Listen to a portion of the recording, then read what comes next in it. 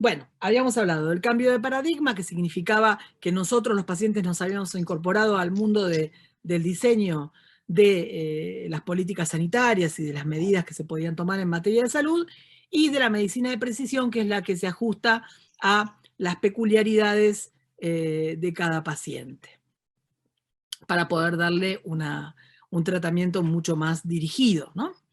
Y estábamos diciendo que ser pacientes implica ser los que estamos interesados, básicamente. Ustedes van a ver muchas veces la palabra advocacy en muchas cosas vinculadas a pacientes. Advocacy quiere decir abogar en inglés, es el abogamiento, sería la abogacía por los derechos de los pacientes. Pero como abogacía en la Argentina, en castellano, tiene otro sentido, usamos la figura del líder de paciente. Pero nosotros somos los advocates, los abogados de pacientes, los que peleamos por los derechos de esos pacientes, que aportamos inteligencia y conocimiento, y lo que le estábamos diciendo es que ustedes, cada uno de ustedes pacientes, pueden aportar, su propia inteligencia y su conocimiento profesional al diseño de respuestas de los sistemas de salud, más allá de lo que hoy crean. Por ahí están recién empezando, están recién golpeados por un diagnóstico, o les falta aprender mucho, pero realmente si se preguntan con claridad y hacen el esfuerzo de responderse con claridad, donde están parados van a lograr edificar conocimiento. Bueno, nuestro objetivo, ya saben, es encontrar a los pacientes, registrarlos, atenderlos, empoderarlos, pero vamos a ir a lo más importante. Estas son algunas de las patologías que representamos. Algunos de los logos de los grupos de pacientes que representamos. Acá está el de amiloidosis, que fue el primer grupo con el que trabajamos y al que amamos tanto. Y esto es algo que tiene que interesarle sobre todo a los médicos, que es que el principio de la medicina de precisión nos encuentra en el año 1902 con Archibald Garrod, que era un médico que, cuando estaba investigando sobre el origen de la alcaptonuria, una enfermedad muy poco frecuente, descubrió que los genes tenían la función de producir las proteínas. Y esto significó un enorme cambio, porque toda la medicina del siglo XX está asignada por esta marca fundacional, que es el descubrimiento de la función de los genes en la producción de proteínas. Le decimos metáfora Garrod al hecho de que un médico, descubriendo algo para una enfermedad poco frecuente, echa luz sobre un montón de otras patologías, porque si bien la alcaptonuria la tiene muy poquita gente, el descubrimiento que hizo Garrod estudiando la alcaptonuria sirve a toda la historia de la medicina. Y es muy importante resaltar esto, el rol investigador del médico, el imprescindible rol del médico investigador, que con la tecnificación de la profesión médica y con la burocratización de la profesión médica muchas veces se ha ido perdiendo. Entonces tenemos que alimentar en el imaginario social de todos el lugar del médico investigador para que éste vuelva a cobrar prevalencia, o sea, médicos que quieren entender más. Esto que tienen acá adelante es una diapositiva que habla del problema que hay en el mundo de la discapacidad para hablar de los déficits. Siempre habrán escuchado ustedes hablar, bueno, la discapacidad no es capacidad diferente, es aptitudes para no sé qué. Hay como toda una necesidad de idealizar, cambiar, jugar al eufemismo, sin poder hablar de que la discapacidad definitivamente es déficit. Pero esto tiene que ver con que en la Segunda Guerra Mundial los experimentos y las maldades que le hicieron a la gente con discapacidad fueron tan complicados, tan perversos, tan crueles, que quedó como un miedo absoluto al modelo biocéntrico de la medicina, y muchos pacientes hablan, ustedes habrán escuchado hablar de, nos van a usar como a ratas de laboratorio. No, esto no es así, porque cuando se empieza a trabajar con seres humanos, ya se usó ratas de laboratorio.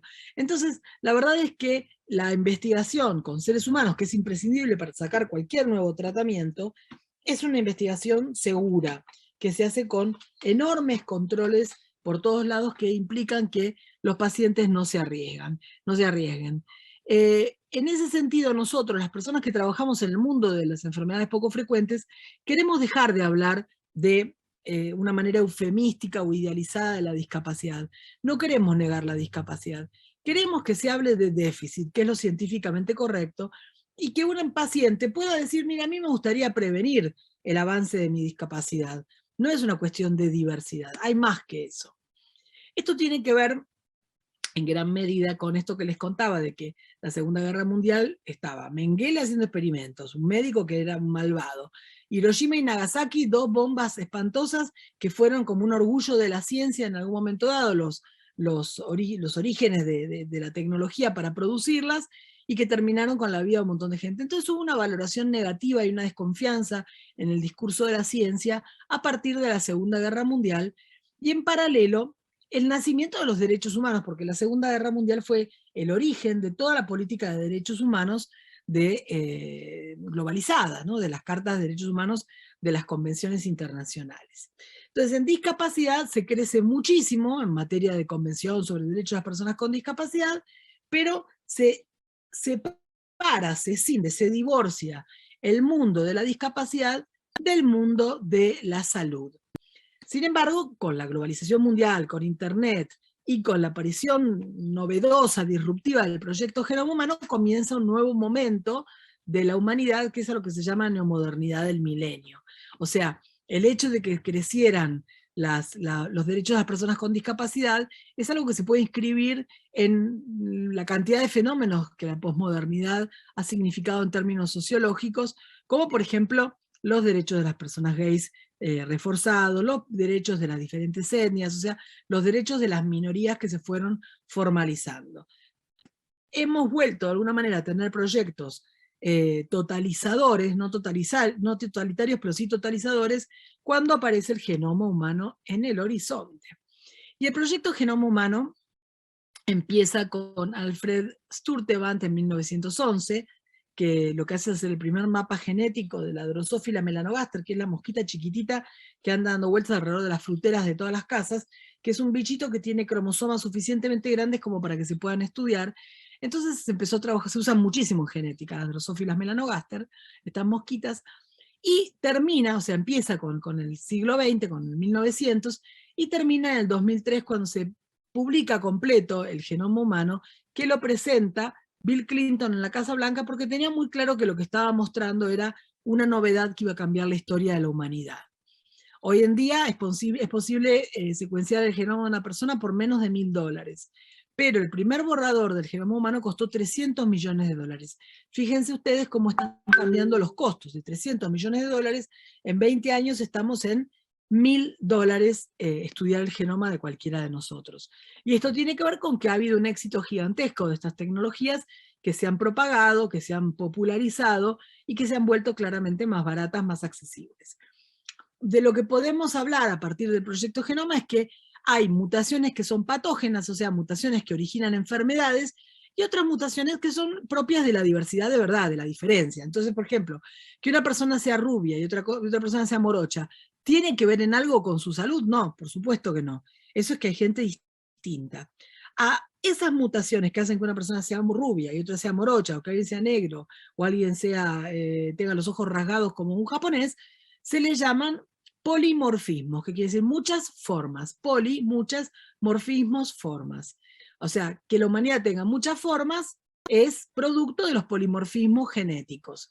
Pero las mutaciones patógenas son las que generan enfermedad. Empieza el siglo XXI con la medicina de precisión. Todos hemos visto en la tele alguna vez al Dr. House. ¿Qué es el Dr. House? Es un médico que, a diferencia de los médicos históricos que venían con la certeza absoluta de usted lo que tiene, mijito, es esto, y le voy a dar este jarabe y se va a curar, son médicos que dudan en equipo. Este fenómeno del médico que duda, y dice, no sé, puede ser esto o puede ser lo otro. Sí, pero probamos con tal droga y no funcionaba, entonces me equivoqué, no es eso. Entonces puede ser esto otro que no había pensado yo en ese momento.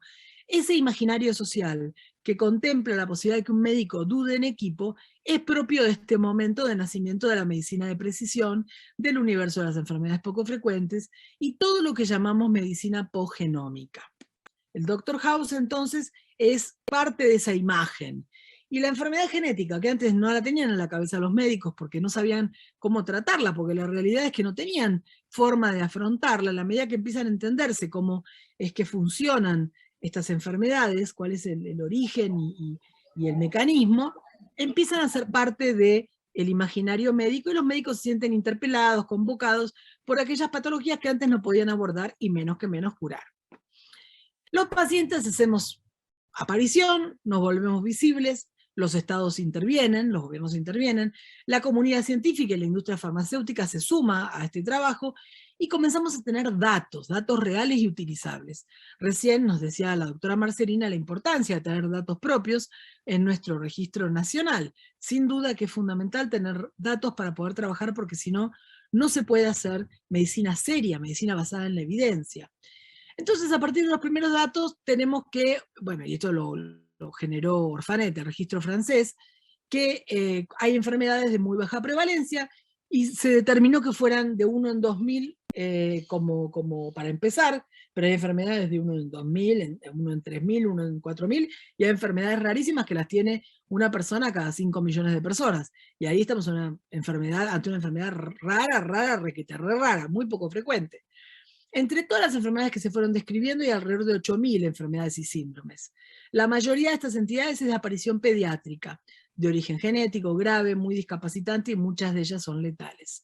Se supone que tenemos una enfermedad rara entre un 7 y un 10% de la población mundial.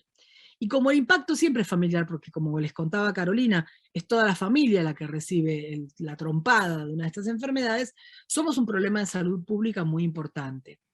Los médicos a lo largo de su carrera estudian alrededor de 800 enfermedades, y entonces es lógico que no conozcan todas, es imposible conocerse 8000 enfermedades, y es imposible sospechar lo que no se conoce. Antes se decía que los médicos decían, bueno, mira, che, no dudemos tanto, si galopa es un caballo, pero alguien dijo, sí, también puede galopar y ser una cebra, o sea, ser una enfermedad rara. Claramente, esto es una cuestión que no puede dejarse solo al ámbito de los médicos, porque es como culpabilizarlos y decirles, los médicos no saben nada. No, los médicos sí saben. No tienen por qué conocer más de 800 entidades que estudian durante la carrera. Entonces, en ese sentido es muy importante que en estos ámbitos nuestros pensemos estrategias para ayudar a los médicos a entender esos diagnósticos diferenciales, algo que parece una cosa y es otra. Cuando le dijo Marcelina lo de las enfermedades simuladoras, ¿no? Hay muchas patologías que parecen algo que no son, y es importante que haya un universo acompañando al médico que le pueda sugerir los diagnósticos diferenciales que quizás no tiene en mente. Porque si no, es imposible. Si no hay trabajo en equipo, no hay forma de que la gente se encuentre con su diagnóstico. Perdón, a ver acá. Bueno, por otro lado, esperen que hice algo raro, se achicó la diapositiva, ¿vieron? Pero no sé cómo hacer para volverla grande de nuevo, así que la voy a dejar así. ¿Me escuchan? Sí, te escuchamos, Flor. Perfecto, bueno. Lo que les decía es que, por otro lado, en países subdesarrollados como el nuestro, no tenemos la historia de formar, no tenemos la cultura de estar formando a los médicos en medicina de precisión, en medicina apogenómica, en genética médica. Entonces, es muy difícil que los médicos se vinculen con esta nueva información. Realmente se hace muy complicado para ellos. Si a eso le sumamos que muchos médicos son gente mayor de edad, y que durante su edad formativa no recibió esto, y que no está actualizando su currícula, recibiendo cursos de actualización, realmente es muy complicado que los diagnósticos de la CEPOF lleguen a tiempo. Discúlpenme, pero yo me he mandado alguna porquería acá porque aparece subtitulado. ¿Le joroba que esté el subtitulado? No, está bien. Bueno, sigo entonces. El tema de saber y de tener números para las patologías es fundamental porque nos sirve para planificar la atención. Un médico amigo nos decía, mira, si vos invitás a tu casa, porque él estaba hablando de lo jodido que era para un gobierno, tener que comprar medicamentos caros para una enfermedad poco frecuente sin saber exactamente cuánta gente tenía esa enfermedad en el país. Entonces decía, por ejemplo, si vos tenés que invitar a tu casa a 6 personas a comer milanesas, vas a la carnicería, comprar la tapa de nalga para las milanesas y gastas una considerable cantidad de dinero. Pero si te caen a comer 3, ni siquiera 6, 3 tipos que no tenías calculados que vinieran, cuando llamas el delivery del Club de la Milanesa para que le complete el menú y te traigan milanesas hechas porque vos no tenías previsto la tapa de nalga ni las milanesas preparadas para esos últimos 3 que se colgaron al último momento, la plata que te cuesta esos 3 invitados con delivery del Club de la Milanesa es mucho más que lo que te costó la cena de los otros 6 invitados que tuviste tiempo de planificar, comprar la tapa de nalga, preparar las milanesitas. Evidentemente, si no hay planificación, el tema de la sustentabilidad de los recursos destinados a medicamentos se vuelve mucho más complejo. De cualquier modo, es importante que los pacientes sepamos que decir que somos baratos si hay planificación no tiene que ser el camino argumental. El camino argumental es el camino del derecho. Nosotros siempre estamos explicando, miren, si nos tratan bien y hay planificación, seguramente ustedes van a poder trabajar mejor con nosotros y no somos tan caros. Realmente esa no es la forma. Tenemos que lograr que la medicina sea menos cara y tenemos que lograr que los derechos estén cumplidos. No tenemos que estar todo el tiempo dando explicaciones de cómo no somos tan caros como algunos suponen. Porque de hecho vamos a ser todavía más caros, y les cuento por qué esto. Hay un lugar que se llama clinicaltrial.gov donde están publicados todos los ensayos clínicos de las drogas y los tratamientos que están por salir al mercado. En este momento, en ese lugar, en el sitio clinicaltrial.gov de la FDA, hay 4.966 ensayos clínicos para terapias génicas. En la Argentina ahora hay aprobadas 2 terapias génicas. Esas 2 terapias génicas cuestan entre 1 y 2 millones de dólares cada una de las terapias génicas.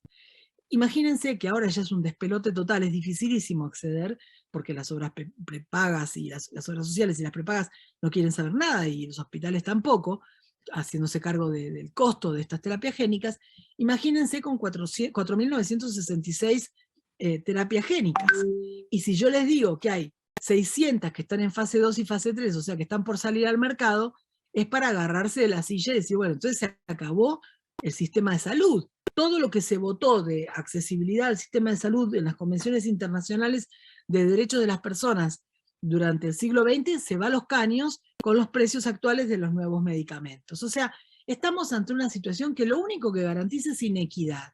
Y esto les tiene que importar, porque esto afecta a nosotros y a nuestros hijos y nietos. O sea, realmente la sensación de que la ciencia avanza es real, pero que la ciencia esta que avance vaya a ser para todos es otro cantar. Y hoy lo que estamos viendo es que hay una figura nueva que se llama Agencia de Evaluación de Tecnologías Sanitarias que decide a quién hay que darle los tratamientos. O sea, la humanidad tiene mucha más ciencia disponible, pero eso no quiere decir que vaya a bajar en forma de tratamientos accesibles a la población. La población no va a tener esos tratamientos para todos. Entonces esto es un problema muy serio. Los tratamientos empiezan a existir, pero primero, ni los diagnósticos de precisión están, o sea, mucha gente que no tiene diagnóstico de precisión, y por lo tanto sin diagnóstico de precisión no pueden recibir esos tratamientos, y por otra parte está la cuestión de que las terapias, más allá de que existan, no las va a querer pagar ni Magoya. Entonces esto es importantísimo, lo tengamos claro todos los pacientes. ¿Cuáles fueron las estrategias que tuvieron los laboratorios de especialidades farmacéuticas para invertir en el desarrollo de estas drogas? Porque hay que poner plata para desarrollar estos remedios nuevos. Bueno, una fue lo que hablábamos al principio de la metáfora Garrod, o sea, si investigando una enfermedad rara sacamos información sobre enfermedades menos raras, eso nos puede servir para venderle remedios a toda la humanidad. Y fíjense ustedes que estudiando la amiloidosis se averiguaron cosas que eran útiles para tratar una patología que es muy altamente prevalente como es el Alzheimer.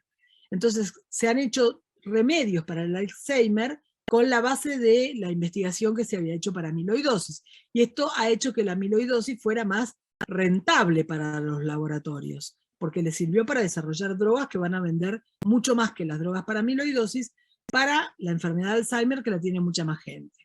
La segunda gran estrategia que tuvieron las farmas, la industria farmacéutica, fue volver las enfermedades crónicas. O sea, los tratamientos crónicos son fantásticos para la industria porque vos tenés un comprador cautivo que necesita esa droga todo el tiempo. Pero nosotros, los pacientes, ¿qué queremos? ¿Que nos vuelvan crónicos o que nos curen? Claramente preferimos los tratamientos que nos curan. Y esos tratamientos que nos curan, las terapias génicas, son estas que se han vuelto tan tremendamente caras. No es casual, o sea, si el laboratorio va a poner una droga que con una sola inyección cura lo que antes se llevaba meses y meses y meses de inyecciones crónicas de una droga, evidentemente para que ellos les cierren el negocio tienen que poder cobrarlo carísimo, y entonces la tercera gran estrategia es poner precios siderales a las nuevas tecnologías. Esto es muy complicado y lo que se viene es bien difícil en términos bioéticos mundiales. O sea, hay un universo donde las estrategias van a ser restrictivas y donde los laboratorios terminan negociando con los gobiernos para comprar pocas drogas de las drogas caras para poca gente. Va a haber gente que va a recibir esas drogas caras y gente que no.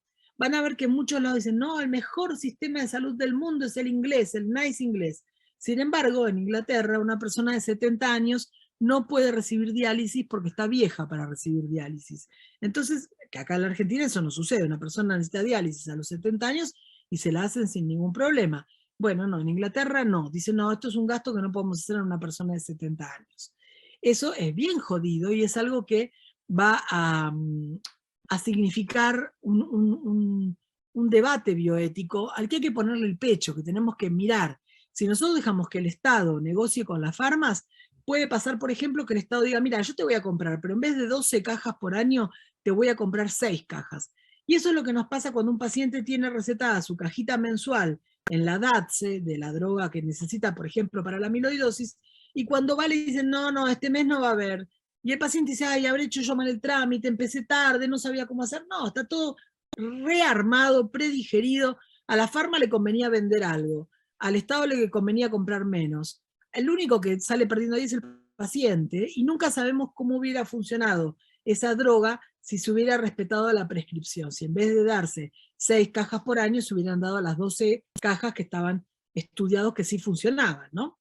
¿Me van siguiendo? Bueno, espero que sí. Sí. Ok, bárbaro. Si pensamos que el universo de pacientes es diverso, que hay etnias distintas, ancestrías genéticas distintas, geografías distintas, niveles socioeconómicos y exposomas, es decir, información ambiental diversa, distinta, realmente puede ser que no todos los clientes sean potencialmente interesantes para la industria. Imagínense, en la Argentina un paciente pobre le interesa la industria farmacéutica porque como más allá de que alguien sea pobre, en la Argentina todas las personas tienen derecho a recibir tratamiento médico, el laboratorio sabe que de últimas el Estado, el gobierno, lo va a pagar al medicamento. Entonces dice, bueno, llevemos estas drogas caras a la Argentina, porque ahí el Estado tiene que hacerse cargo y se lo va a comprar al paciente, aunque el paciente no tenga 2 mangos. Pero ¿qué pasa si ese país no tiene estas leyes que cubren los medicamentos? Y es un país, por ejemplo, en África, imaginémonos en Ruanda, que tal vez las leyes no son tan protectoras como en la Argentina, y que hay una tribu que vive al lado de un río, y en ese río se genera una patología, una infección, lo que fuere, complicadísimo, jodidísimo, que mata a los chicos. ¿Quién va a poner plata para invertir, para desarrollar un tratamiento, cuando saben perfectamente que no va a haber ningún Estado que va a comprar esa droga? Y esa droga se usa solamente para esa enfermedad en ese país en particular. Nadie, o sea, a nadie le interesa en ese caso ese medicamento. Por eso es que nosotros los pacientes decimos que los medicamentos tienen que ser entendidos como un bien social, es decir, algo que no puede depender del negocio de las farmas. Hay que desarrollar medicamentos de manera independiente del negocio de las farmas. Eso es muy lindo decirlo, pero si después los únicos que invierten son los de la industria y los gobiernos no invierten nada y no ayudan a la ciencia, es muy fácil declamarlo, decir, ¡ay, qué cretinos que son en la industria farmacéutica, que solamente buscan ganar plata, qué mercenarios! Sí, pero si los gobiernos no van a hacer nada para desarrollar medicamentos, la verdad es que es muy fácil patalear. Lo que necesitamos es que los gobiernos sí intervengan en el desarrollo de medicamentos. Hace falta entonces que se sumen nuevos actores en el desarrollo de tratamientos y cura de las enfermedades en general. Y la industria farmacéutica no puede ser el único productor ni debe ser dejada sola a la hora de arbitrar sus prioridades, objetivos y estrategias. No tiene que ser el único decisor. El Estado hoy no incorpora acuerdos innovadores de múltiples actores interesados. ¿Qué quiere decir esto? Los Estados son muy rígidos, tienen mucho miedo, sobre todo porque hay una permanente pelea social partidaria. Esto no pasa solamente en la Argentina, pasa en el mundo. En la medida en que los Estados todo el tiempo están peleándose con sus enemigos ideológicos, realmente la falta de flexibilidad que hay para pensar, che, sumemos a los pacientes, che, sumemos a las universidades a desarrollar medicamentos, eso no existe. El Estado es como una caja cerrada sobre sí misma que con mucho esfuerzo uno puede a veces horadar para poder llegar a alcanzar alguna idea innovadora. Los sistemas sanitarios de ningún país del mundo pueden ser sustentables si las farmas se comportan como proyectos financieros exclusivamente. Y hoy realmente son exclusivamente proyectos financieros. O sea, son empresas que están pensadas para ganar mucha plata. Máximo rendimiento de la mínima inversión. Y así se venden a los inversores. O sea, uno puede comprar acciones y lo que se le propone cuando compra las acciones en una farma es, mire señor, usted ponga poca plata acá que no sabe cómo le va a rendir. Eso no puede ser la única forma de generar medicamentos. En ese sentido, estamos en este momento tratando de armar un proyecto con Ernesto Calvo, del Laboratorio de Ciencias Sociales de la Universidad de Maryland, sobre justicia sanitaria en Latinoamérica, donde queremos involucrar a la industria farmacéutica y a los gobiernos para poder pensar de una manera novedosa la producción de medicamentos. Pero esta brecha de desarrollo se profundice. Los pacientes del tercer mundo no acceden ni a diagnósticos moleculares ni a terapias de precisión. Necesitamos de verdad que haya una política pública de Estado para el desarrollo de la ciencia translacional y la medicina de precisión. Y a esto le hemos llamado PECT. O sea, cuando ustedes escuchen que estamos hablando de PECT, estamos hablando de esto, de reclamarle al Estado una política pública de Estado para el desarrollo de la medicina de precisión y de la medicina avanzada. En ese sentido, se hacen imprescindibles los consorcios de investigación y desarrollo de medicamentos regionales. Y esos consorcios necesitan a las organizaciones de pacientes. Si no, señores, estamos en un camino de inequidad asegurada.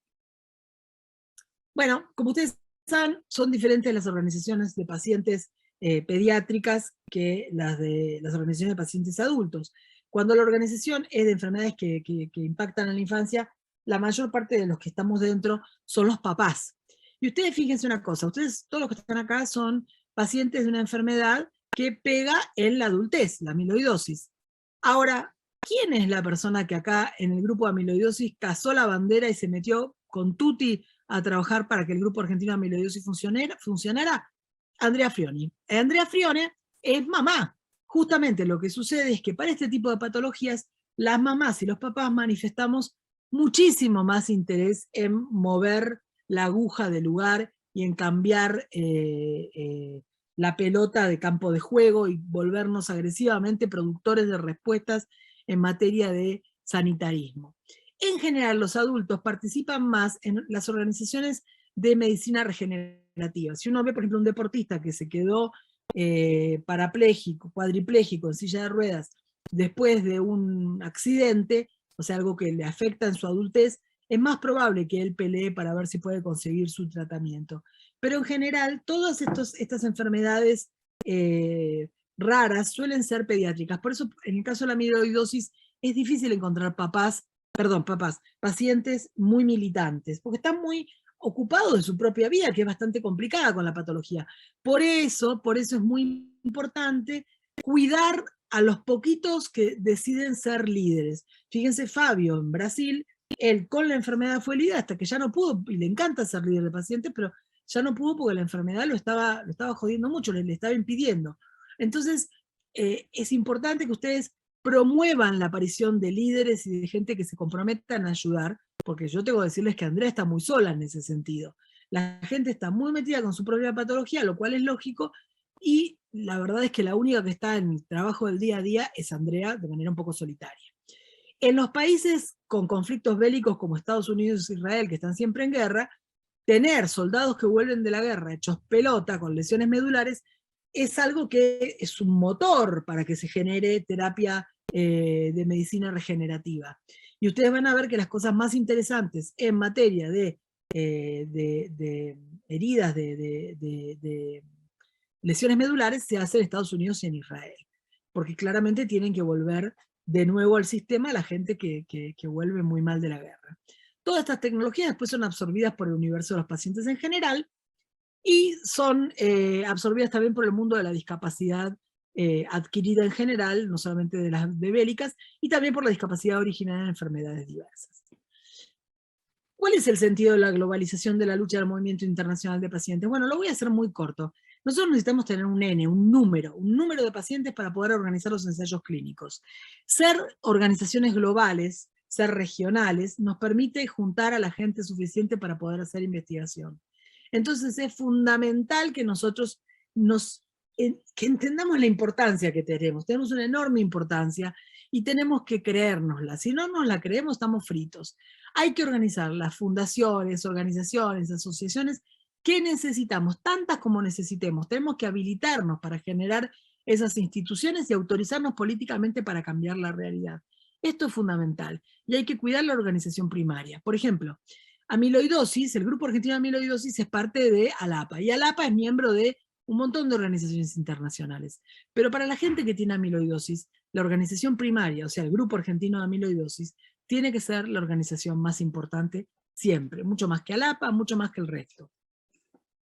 El problema de la salud es siempre político y los argumentos que les van a oponer a ustedes, a los advocates o líderes de pacientes, son argumentos políticos. Entonces, atención a las siguientes falacias. Les van a decir, la frazada es corta, si calienta los pies, no calienta arriba. Si yo le doy una droga cara a un paciente con una EPOF carísima, no vacuno a 20 niños que podrían salvar sus vidas.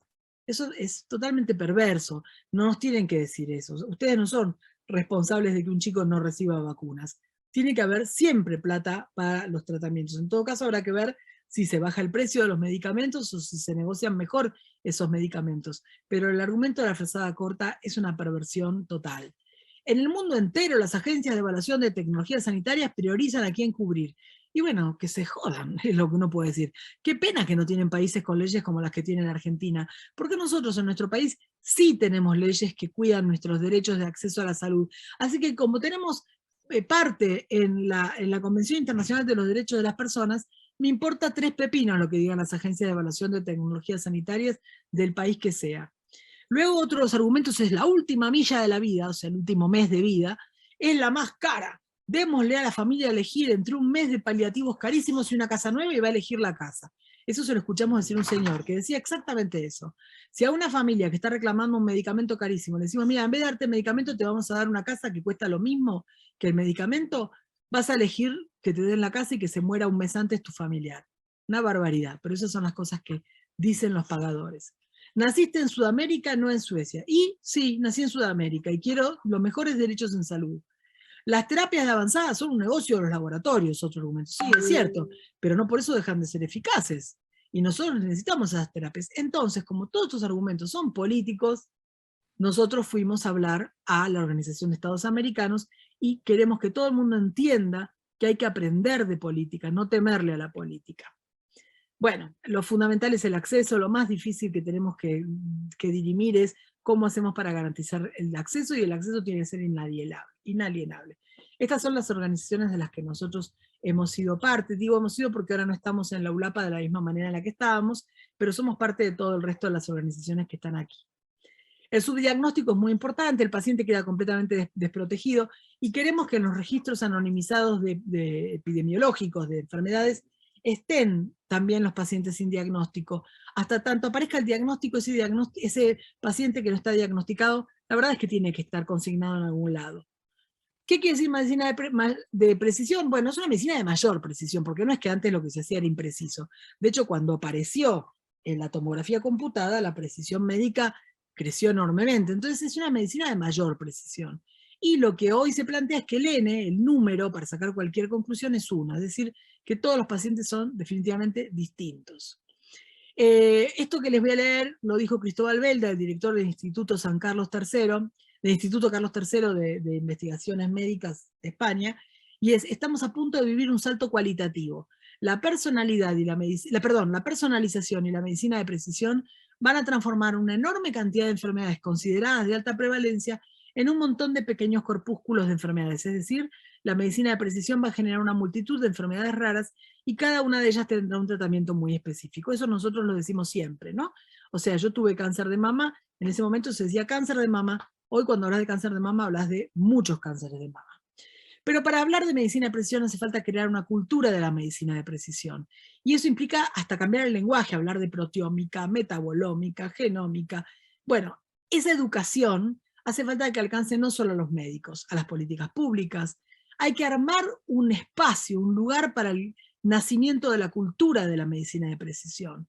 Porque el gran pretexto para no empezar nunca es decir que todavía no estamos preparados. En una reunión hace poco nos hicieron una pregunta. ¿La Argentina está lista para la medicina de precisión? Y el doctor Chantada, que es un genio, un investigador, oncólogo pediátrico, dijo, si seguimos diciendo que no estamos listos, nunca la vamos a tener. Y la verdad es que la medicina de precisión ya la estamos usando y con éxito en muchos casos. Entonces, dejémonos de hinchar basta con este pretexto de no estamos listos. Es como cuando durante la época de la dictadura decían, los argentinos no estamos listos para la democracia. No, empecemos con la democracia y pongamos a tiro. Entonces, la realidad es que en la Argentina tenemos ejemplos sobrados de cómo se puede hacer medicina de precisión y de cómo esta nueva cultura salva vidas y debe ser estimulado. Mientras acá estamos dudando si la Argentina está lista, ¿no?, para la medicina de precisión, miren lo que pasa en bibliotecas, museos, escuelas, televisiones y jugueterías de algunos países desarrollados.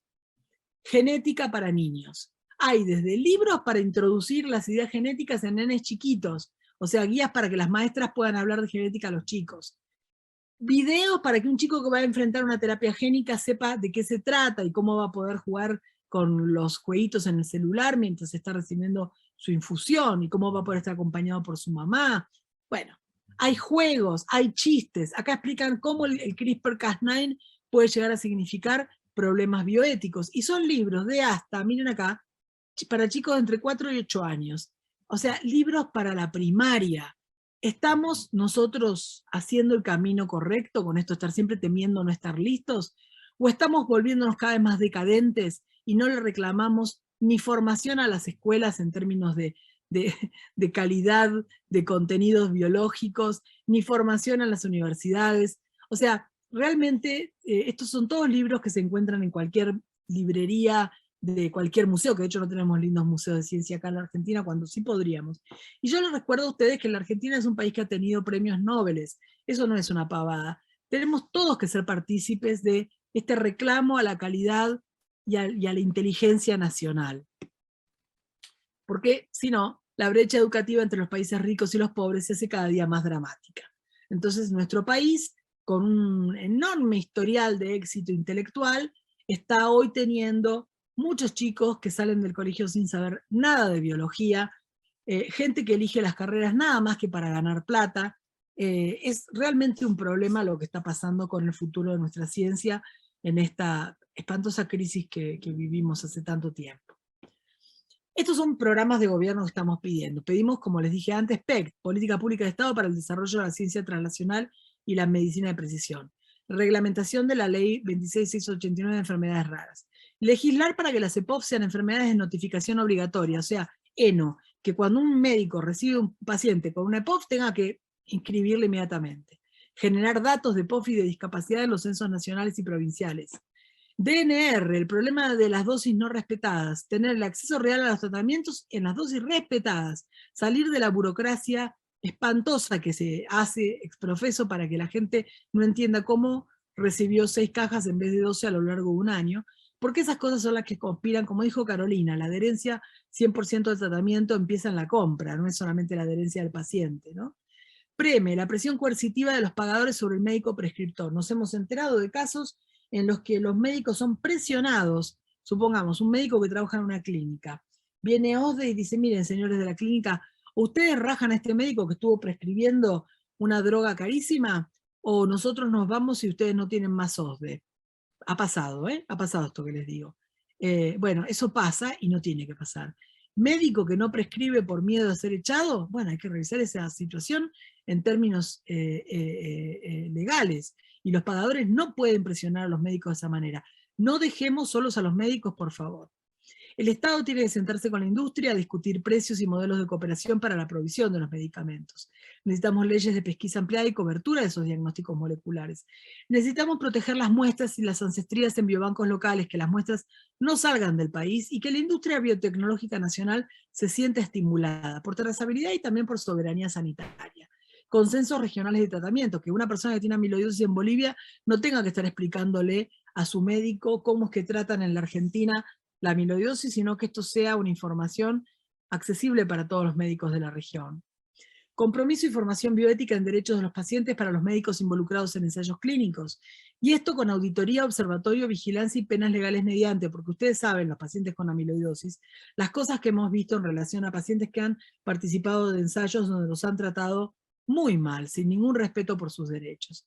Programas concretos de vigilancia de la seguridad del paciente, o sea, que no puede una persona publicar, yo curo la amiloidosis con una moneda imantada, como sucede, que te dicen, estoy juntando plata para mandar a mi hijo a operarse en la China, y uno sabe que eso no tiene nada de serio detrás y que son negociados. Bueno, el Estado también tiene que vigilar esto y también tiene que auditoría, observatorio, vigilancia y penas legales mediante perseguir a los que hacen ofertas que son malvadas, porque ser deshonesto con la salud de alguien no es solamente robarle plata, es arruinarle la posibilidad de que reciba un tratamiento serio.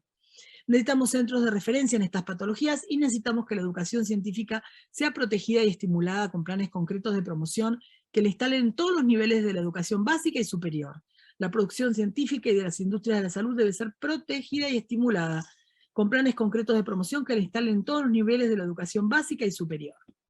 Además de eso, queremos que se actualicen las currículas médicas y de promoción de dinámicas novedosas de abordaje en equipo del paciente desde una perspectiva de derechos humanos y de construcción colectiva de los saberes específicos, tal como ahora estamos haciendo con la Universidad Católica Argentina, de la mano del doctor Pablo Yang. O sea, las facultades tienen que poder actualizar sus currículas, señores. La genética médica tiene que estar en el ABC de todos los médicos y el trabajo en equipo sin duda alguna. La duda, necesitamos que los médicos salgan del lugar de poder que es, no, yo no dudo, yo hace 30 años que estoy trabajando en esto, miren si yo voy a tener que preguntarle a alguien más. No, duden, doctores. Protección del desarrollo de la carrera de los científicos nacionales. Bueno, ustedes saben que la carrera científica la pasa muy mal. Los científicos no ganan un mango, por lo tanto muchos chicos que por ahí tienen vocación científica terminan estudiando administración de empresas porque si no saben que se van a morir de hambre. PROCASI es un programa de protección del desarrollo de la carrera de los científicos nacionales que queremos que el Estado empiece a llevar adelante. Comunicación clara y unificada respecto de los derechos de las personas con discapacidad, los pacientes en general y las personas con EPOF. Los ensayos clínicos tienen que ser una opción terapéutica para muchos pacientes, o sea, que los médicos cuando no saben qué hacer porque no hay más nada, se metan en la página de clinicaltrial.gov y vean a ver si la FDA tiene algún ensayo clínico que puede salvar esta vida. Tienen que conocer y usar estas herramientas. En general es el cáncer pediátrico la punta de lanza que hace estos cambios que modernizan la cultura sanitaria. En cáncer pediátrico esto ya se está empezando a hacer, pero necesitamos que todos los médicos usen estas herramientas de derivar pacientes a ensayos clínicos que están aconteciendo en todo el mundo. Y para que todo esto que le sugerimos al gobierno pase, hace falta que el MinCit y el MinSal trabajen articuladamente. O sea, el Ministerio de Ciencia y Técnica es el MinCit, el MinSal es el Ministerio de Salud. Ministerio de Ciencia y Técnica y Ministerio de Salud tienen que cooperar y tienen que trabajar con nosotros, las organizaciones de pacientes. Y a esta mesa de trabajo es imprescindible que puedan sumarse en determinadas circunstancias para proyectos muy puntuales representantes funcionarios ejecutivos de la Agencia Nacional de Discapacidad, del Ministerio de Educación y del Ministerio de Producción de la Nación. El desafío de la próxima década es la democratización del acceso y de las prácticas en torno a la medicina translacional. Los médicos no tienen que tener miedo de dejar de ser necesarios porque son más necesarios que nunca ahora, ayudando a armar los paneles, armando el plan para entender el testeo genético, los paneles genéticos. Y además, el médico, que a veces tiene miedo de no entender el lenguaje genético con el que va a venir el informe del estudio, tiene que saber que el informe que le da el genetista está traducido a su lenguaje, al lenguaje que le es familiar, el lenguaje médico. O sea que no hay cosa que no vaya a entender. También es necesario determinar los alcances y los marcos legales y regulatorios, los procesos de reembolso, o sea, cómo van a cobrar las prestaciones sanitarias de telemedicina, para que los médicos empiecen a usar la telemedicina sin miedo, cómo cobrar, cómo hacer que una prepaga cubra una consulta de telemedicina, porque muchos médicos, si no, se ven sobrepasados por las dificultades y te dicen, te tratan medio expulsatoriamente, y nosotros necesitamos que el médico no expulse, que el médico que le resulte útil a él también estar cooperando con nosotros, haciendo ateneos, participando de consultas programadas en equipo, etc. Y finalmente, por supuesto, la medicina de precisión tiene que ser para todos. Si no es así, realmente, si no es accesible para todos económicamente, sería un retroceso inaceptable en materia de derechos humanos, completamente imposible bueno, esa es la palabra, inaceptable, absolutamente inaceptable. O sea, lo que aprendimos después de la oportunidad post-COVID es que necesitamos modernizar el sistema de salud, federalizarlo, invertir, salir de la fragmentación y la ineficacia de los servicios, sumar las patas que hagan falta a la mesa para robustecer la oferta de medicina basada en la evidencia. Los pacientes tenemos que estar sentados en el diseño del sistema y necesitamos un mayor compromiso político real de todas las partes. Nosotros tenemos que decir que nos sentimos muy contentos con el compromiso actual del director de enfermedades raras de la provincia de Buenos Aires, que creemos que es una persona que entendió la necesidad de compromiso político real, ¿no? Y bueno, y me despido diciéndoles, Acá hay un médico que le dice al paciente, la medicina no se equivoca nunca, Raúl. Y el médico le dice, Rubén, bueno, por esto, porque lo biográfico también es importante. El médico no puede conocer a todos los pacientes, y este señor no es Raúl, es Rubén, y eso es algo que puede llegar a significarle también saber un poquito más sobre la vida de Rubén, y ese saber un poquito más quizás haga la diferencia. Entonces, de alguna manera, les quiero decir a todos los médicos, lo que siempre decimos que es que tengan un celular para los pacientes, den su celular, no hace falta que lo atiendan en el momento, pueden pedir, pueden poner, por favor mándenme los mensajes por escrito para que yo los pueda leer sin necesidad de tener que comerme audios larguísimos, o sea, hay formas, pero piensen que realmente el paciente cambia completamente la percepción de su propia patología cuando se siente contenido y apoyado, tal como el juramento hipocrático promueve. Entonces, no duden médicos de abrirle la puerta a sus pacientes de manera absoluta. Nunca va a ser una avanzada bestial de la que tengan que temer.